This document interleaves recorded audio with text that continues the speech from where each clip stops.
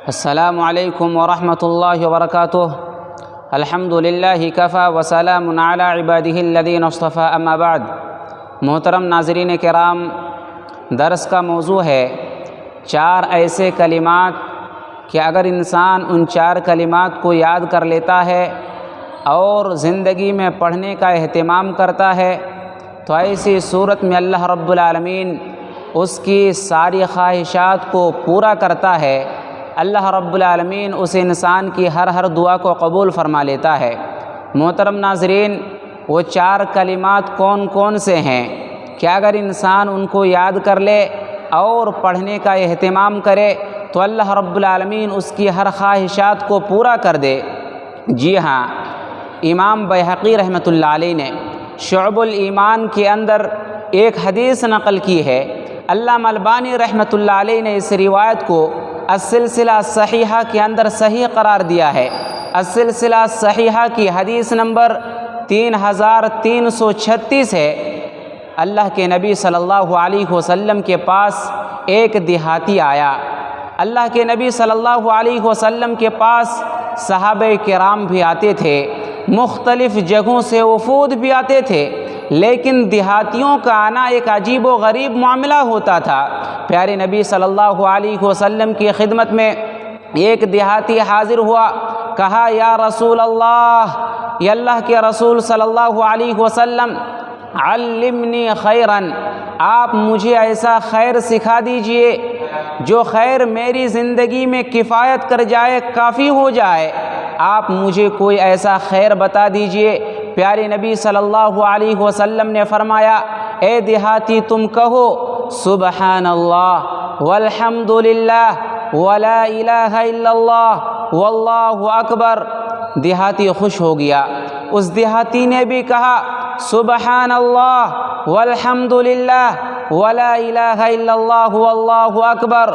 اس کے بعد وہ دیہاتی جانے لگا اور تھوڑی دور جانے کے بعد پھر واپس پلٹ کے نبی صلی اللہ علیہ وسلم کی خدمت میں حاضر ہوا، کہا یا رسول اللہ، یا اللہ کے رسول صلی اللہ علیہ وسلم، سبحان اللہ یہ بھی اللہ کے لیے، والحمد للہ یہ بھی اللہ کے لیے، ولا الہ الا اللہ یہ بھی اللہ کے لیے، واللہ اکبر یہ بھی اللہ کے لیے، فما لی، تو میرے لیے کیا ہے؟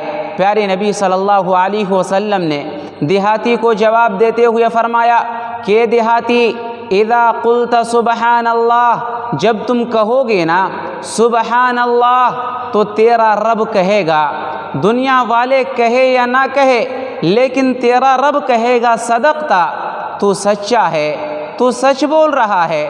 اور جب تم کہو گے نا والحمد للہ تو تیرا رب کہے گا صدقتا، تو سچا ہے، تو سچ بول رہا ہے۔ اور جب تم کہو گے ولا الہ الا اللہ تو تیرا رب کہے گا صدقتا، تو سچ بول رہا ہے۔